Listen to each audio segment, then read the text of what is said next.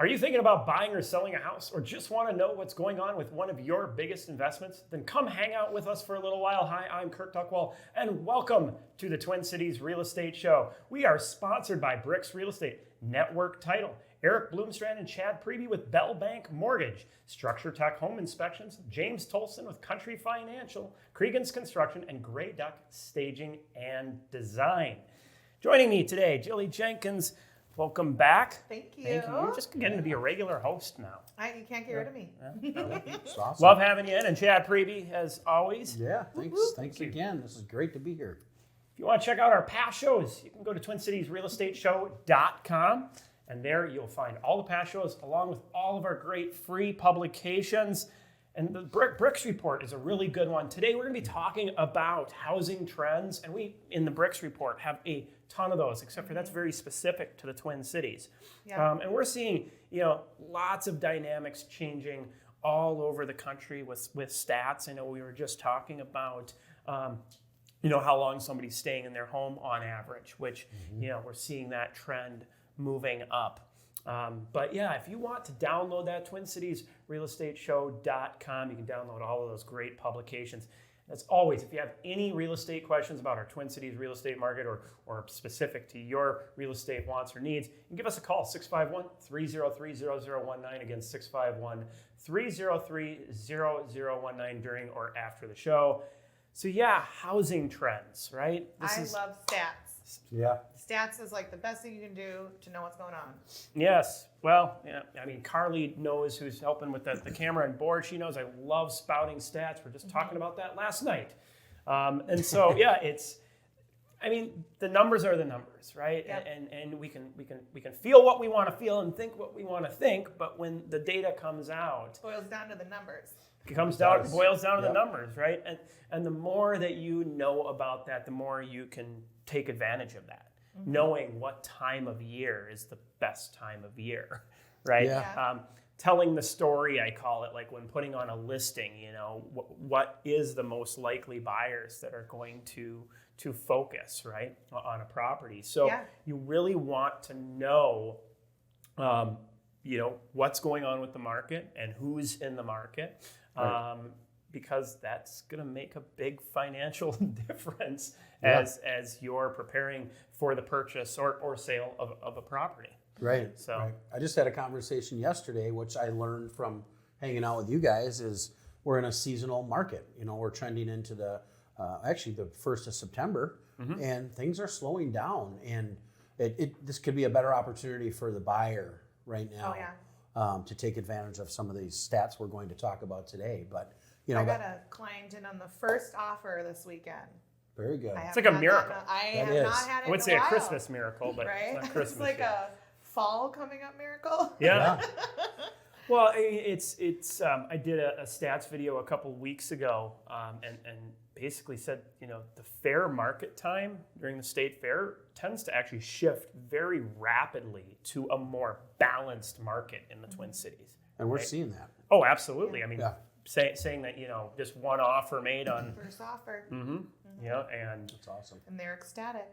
Yeah, we're definitely, you just went through the home buying and selling process, got to experience, what the market was like and feel that transition. Right. There. And it was quick. I think it was a matter of weeks or days when that market really turned. Granted, it's still a seller's market. It is. But not as quickly moving. So we're not going to have that multiple offer situation. Or we will, but it's not going to be as aggressive as from what I found out. It's going to be a handful rather than dozens of offers. Yeah. We were in such an unsustainable market. I think there's still some like PTSD going on coming out of it. Yeah. Yeah, but it is still a strong seller's market. Honestly, it's just not unsustainable. Average sale price is at 102% of as kind of what we're seeing of list price. Yeah. Really. So. And I think being strategic, right? How you're in your real estate partner, your loan officer, and having a plan. I know, Kirk, you and I had talked about pricing the house right. And it wasn't, my wife and I, it wasn't the exact price that we wanted to get. But because we always want a little more. We do as consumers, right? We know that. Nobody wants less. But at the end of the day, because we didn't price it on the high end, we got more of an opportunity on the offer end. You got exactly what what we wanted and needed. So there's a house down the road from us that has been sitting with no offers because they ended up listing at a very high end and have come down, I think, about $50,000 now from the original list price. So being educated on your neighborhood, right? Each neighborhood or each community in the Twin Cities is different. And that's you taught us a lot with that. Yeah, if depending on the market, but let's take this market for example. If you're not under contract within the first 4 to 5 days, you're probably losing 0.1% each day that goes by. So every 10 days, you're going to get 1% less than the average of what other homes are selling for in your area. So pricing correctly is so important out of the gate, because it's just going to keep going down because it's that, well, what's wrong with it mentality that you see with homes.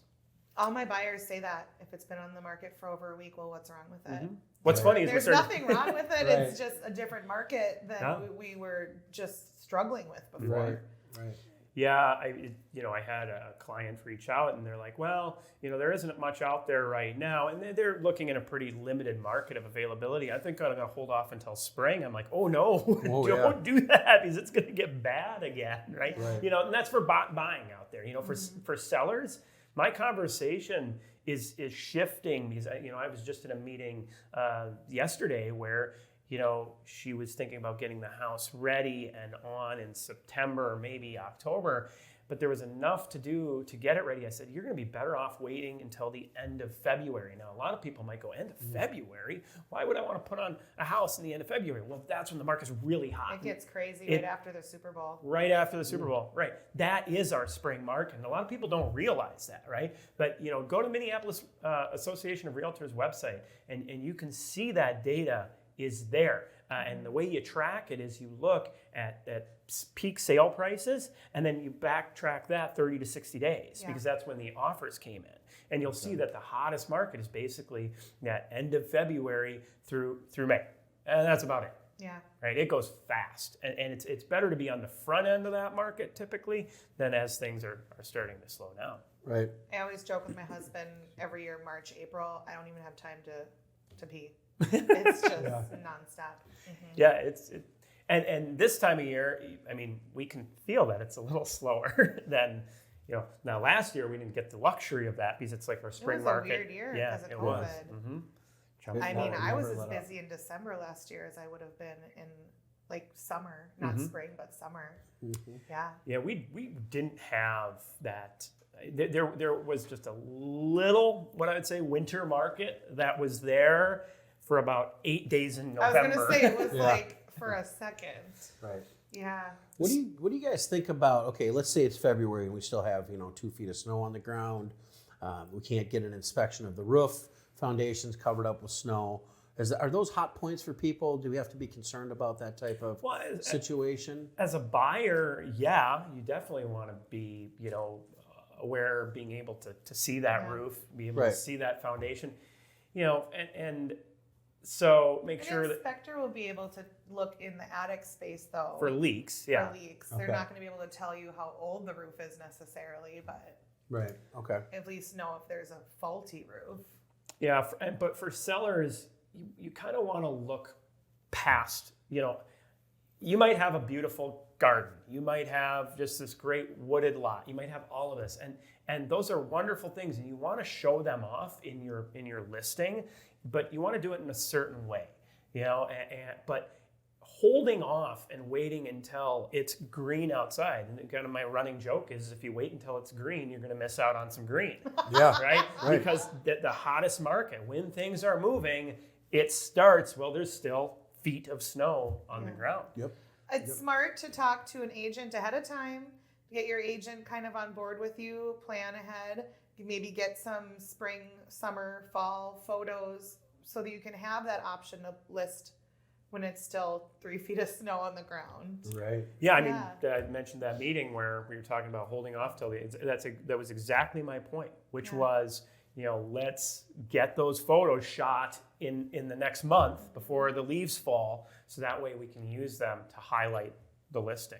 Yeah. Right. So I mean, we do have such a seasonal market out there, and kind of the season that we're going into is, we've come off of our summer market, and we are going into that fall market with this little break right now during fair time. The fall market's not a bad market to sell in, but you have less than 2 months to take advantage of it as a seller.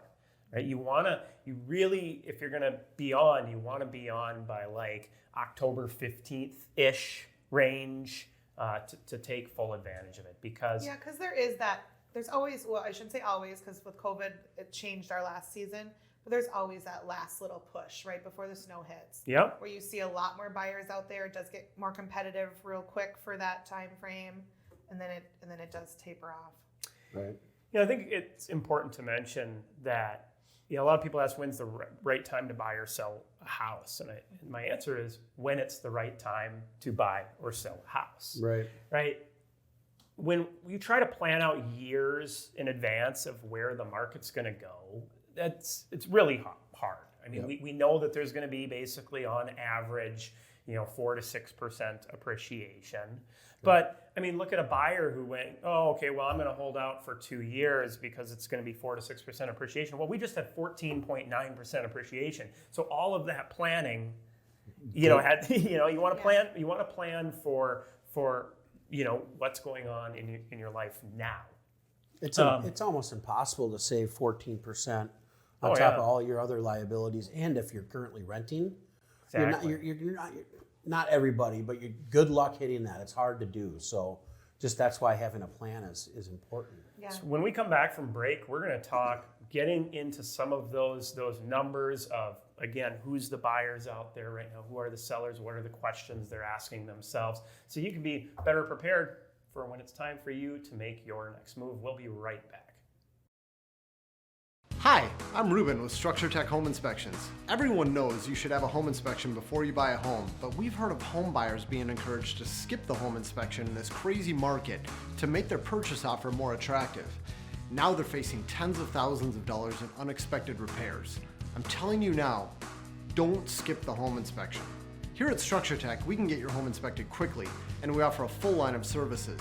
Visit us online at structuretech.com to learn more. Clickbait. There is no such thing as today's rate. Mortgages and mortgage rates are individual to you. Chad Priebe and Eric Bloomstrand with Bell Bank Mortgage are here to show you the formula to get your best rate. Once you know this formula, you can mortgage shop with confidence. Find us online at chadpriebe.com. That is chadpriebe.com. NMLS 1462493, Equal Housing Lender, member FDIC. Hi, I'm Kirk Duckwall with BRIX Real Estate and the Twin Cities Real Estate Show. Buying or selling a home is one of the biggest financial transactions people make. Before you make your next move, download our free Smart Home Buyer or Smart Seller guides to give you the edge in our real estate market. From deal hunting to knowing the right repairs for maximizing value, these free guides have it all. Check them out and more at BRIXTwinCities.com under publications. Not every title company is the same. There are many people involved with each real estate transaction, and all of them need to be in the loop or a closing may get delayed. This is why the people at Network Title strive to provide swift scheduling and communication between the buyers, sellers, agents, and lenders. We know moving can be stressful, however, your closing does not need to be. Check us out online at network-title.com. Welcome back to the Twin Cities Real Estate Show. Today we're talking about housing trends. We were really focused last segment on some of the stuff going on here in our Twin Cities market and the seasonality to that. But wanted to get into some the nitty gritty of who the home buyers, sellers are that are out there right stats. Now. Yeah, the stats of this, because like I mentioned in the last segment, when you know your market, you can better target, better focus, better time everything, right, whether you're a buyer or a seller out there. And there are great stats that are available to everybody out there. Talk to your agent about these. There's the Minneapolis Association of Realtors, their market trends. They have so many great things that they put out. It's like the stock ticker for our real estate market. InfoSparks offered I through. use it every day. Yeah, it's amazing, right? I use this tool called Mastermind the Market. Well, yes, the little videos that we put out there. It's yes. very, very, very helpful. Yeah, and that you can find TwinCitiesRealEstateShow.com. Little plug for us there. Yeah, the Mastermind the Market. Yeah, we have the market meter, which the idea there is to take into consideration multiple factors within our market, and it will predict where sale prices are going to go 60 days out. I've ran this back 12 years. It's a great calculation factoring and showing activity, housing affordability, and you created it. Yes. Yeah. It was pretty fun. It was like height of pandemic last year. Things were a little slow, and I always remember these arguments or discussions, I should say, about housing stats. What's the most important? Is it the showing activity? Is it the affordability? Is it the inventory? Month supply? All of that stuff coming in. It's like, well, why can't it be all of them? Right. And I worked through to put together this kind of 1 to 10 scale of where our market is, and it's spot on to where we are. And I'm impressed. I would not be able to do that, to create that type of mathematics. So it works well. Yeah, for somebody who did remedial math in school, I've really I learned. did advanced math. Yeah.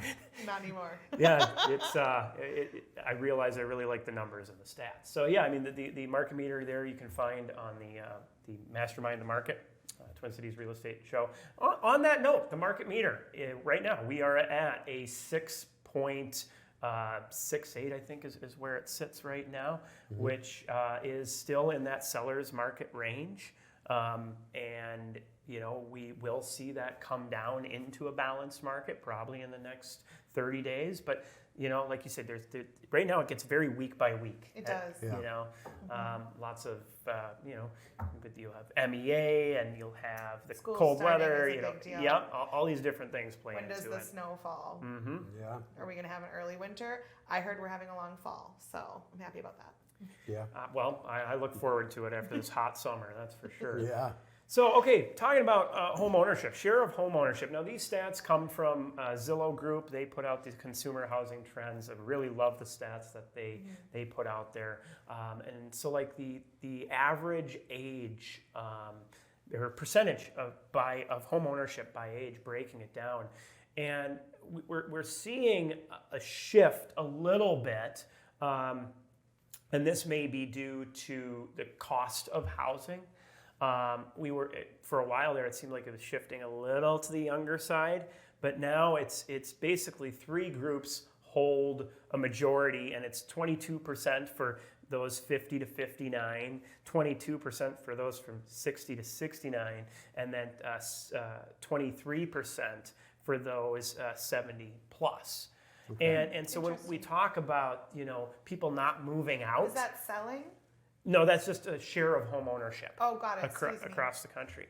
But we know that there's a lot of people that are not necessarily doing that downsize, necessarily going into rental retirement communities or things like that, right. Staying put in their homes a lot longer. So, yeah, that puts the biggest percentage by generation on the baby boomers, followed by Gen X on that.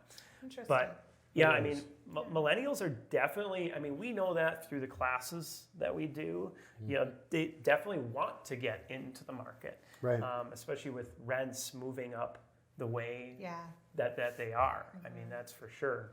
Right. I know you were saying your, was it son-in-law? No, my stepson. Stepson. Yep. Okay. Yep. They were looking, the place they were renting, they decided they want to sell, so they were looking for a new rental. And 3-bedroom, single-family home, they couldn't find something for under a couple $1,000s a month. No. Yeah. And it's for him, it's like, our plan was, he moved back home. We're gonna allow him to live at home rent-free, and take advantage of that for a little while, and then Save up for down payment. get him into a Yeah.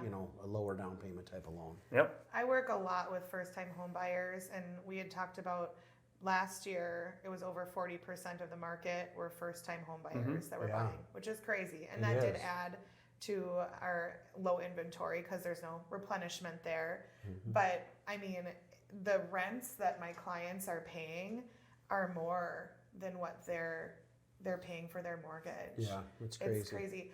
In the Minneapolis area, the average rent for a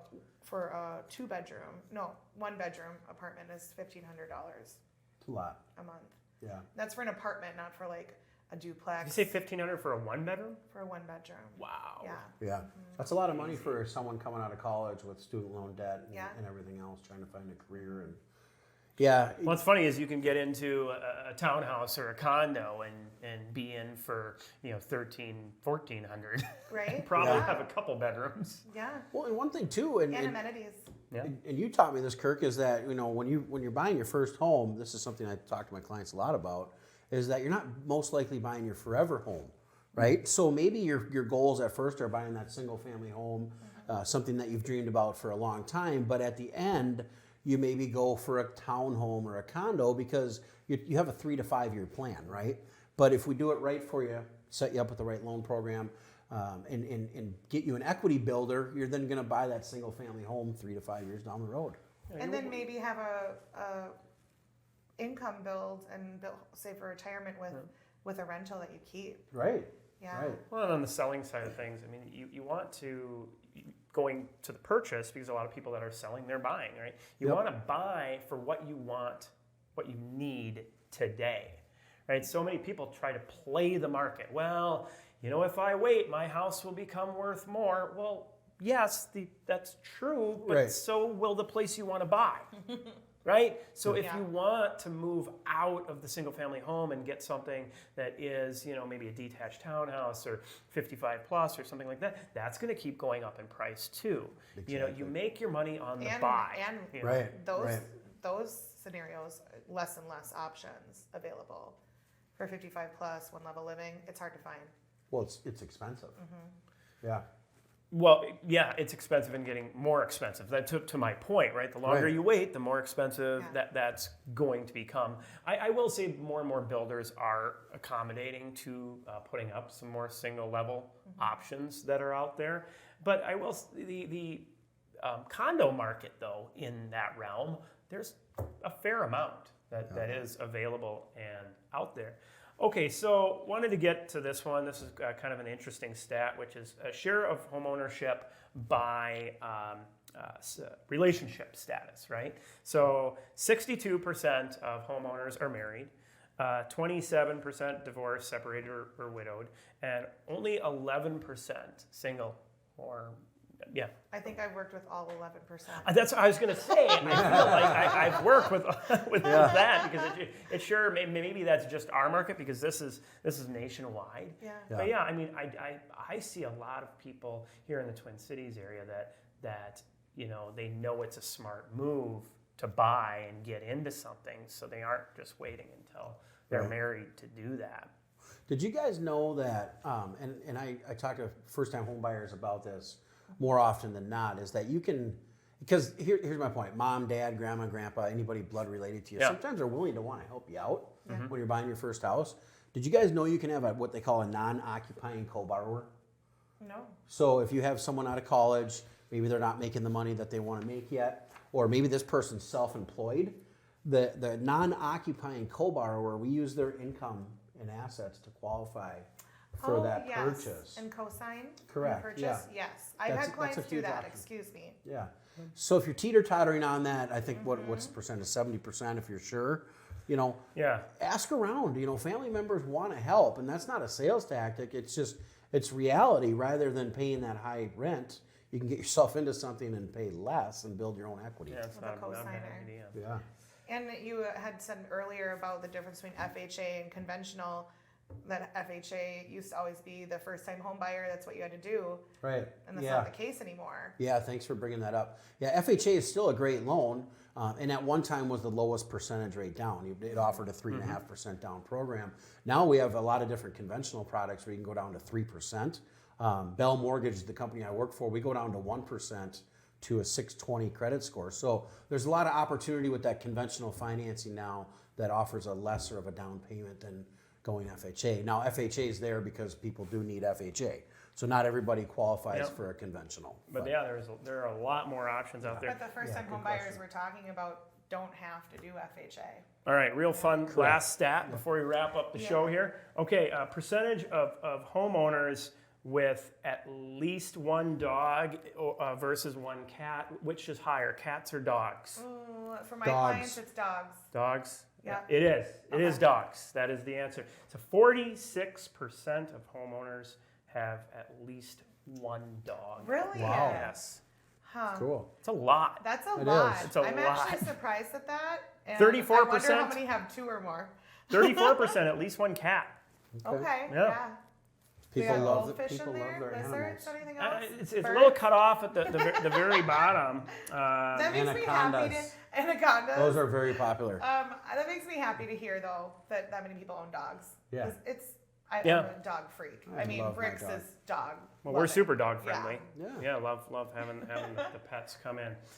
Well, again, hopefully you found these stats valuable. You can find all sorts of great information, resources at TwinCitiesRealEstateShow.com. Again, TwinCitiesRealEstateShow.com. And you can give us a call if you have any real estate questions, buying or selling, 651-303-0019. We'll see you all next week. My name is James Tobson with Country Financial. Anyone can sell you insurance. However, is it going to be the insurance you need? When life pops up with its surprises, you want the right coverage. When it comes time to find or renew your policy, give me a call. I would love to review your existing policy and show you what I can do for you. You can email me at james.tobson@countryfinancial.com or give me a call at 651-365-3408. Not every title company is the same. There are many people involved with each real estate transaction, and all of them need to be in the loop or a closing may get delayed. This is why the people at Network Title strive to provide swift scheduling and communication between the buyers, sellers, agents, and lenders. We know moving can be stressful, however, your closing does not need to be. Check us out online at network-title.com. People always ask realtors, what is your commission?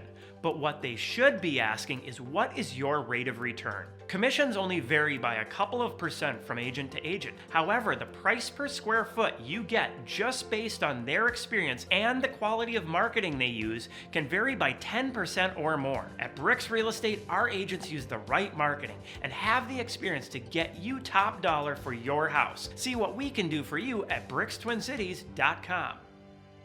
Hi, I'm Becca, owner of Grey Duck Staging.